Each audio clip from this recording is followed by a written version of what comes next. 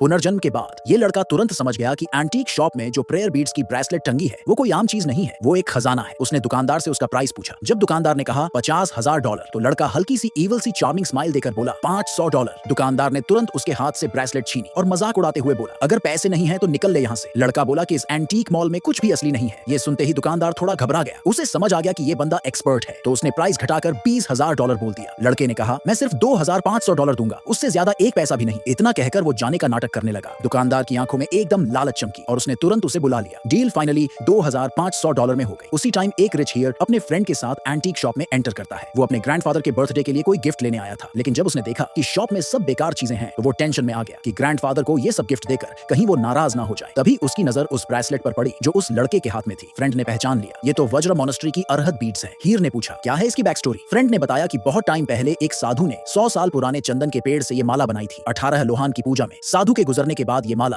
चोरों ने चुरा ली थी और तब से इसका कोई पता नहीं था। अब जाकर ये यहाँ दिखी है। हीर ने सोचा ये बीड्स ग्रैंडफादर के लिए एकदम परफेक्ट लॉन्ग लाइफ गिफ्ट होंगी। उसने लड़के से पूछा कि क्या वो इसे रीसेल करेगा। लड़के ने जैसे ही उसका नाम सुना उसे अपनी पिछली जिंदगी याद आ गई। इस हीर को एक एक्ट्रेस ने फंसा दिया था, फिर उसके पापा ने उसे घर से निकाल दिया था और बाद में बुरी तरह धोखा मिला था। अब हीर ने $3 लाख ऑफर किया बीड्स के लिए। लड़का सोचने लगा कि इस अमीर बंदे से जुड़ना फायदेमंद रहेगा, तो उसने तुरंत हाँ बोल दिया। हीर ने उसे अपनी कंपनी चलने को कहा पैसे लेने के लिए। फिर उसका असिस्टेंट कैश में $3 लाख ले आया। लड़के ने उस अमीर हीर से पूछा, क्या तुम्हारी कंपनी में अक्सर ऐसे टेम्पटेशन आते हैं जिनके पीछे ट्रैप्स छिपे होते हैं? हीर को कुछ समझ नहीं आया कि इसका मतलब क्या है। लड़का बोला, तुम्हारे तायांग एक्यू पॉइंट पर डार्कनेस है, मुझे डर है कि तुम किसी पीच ब्लॉसम डिजास्टर में फंसने वाले हो। हीर ने सोचा ये सब बकवास है और कुछ ज्यादा ही फिल्मी बात लग रही है। लड़के ने और कुछ नहीं कहा, बस पैसे लिए और चला गया। उसी रात हीर एक खूबसूरत एक्ट्रेस के साथ डेट पर था। अचानक उसे दोपहर वाली उस लड़के की बात याद आई। जब एक्ट्रेस शॉवर ले रही थी, हीर ने होटल रूम को चेक करना शुरू किया और सच में एक कोने में हिडन कैमरा मिल गया। अगर लड़के ने उसे वार्न नहीं किया होता तो शायद आज ही वो फंस जाता और उसके पापा उसे घर से बाहर निकाल देते। उस लड़के का शुक्रिया अदा करने के लिए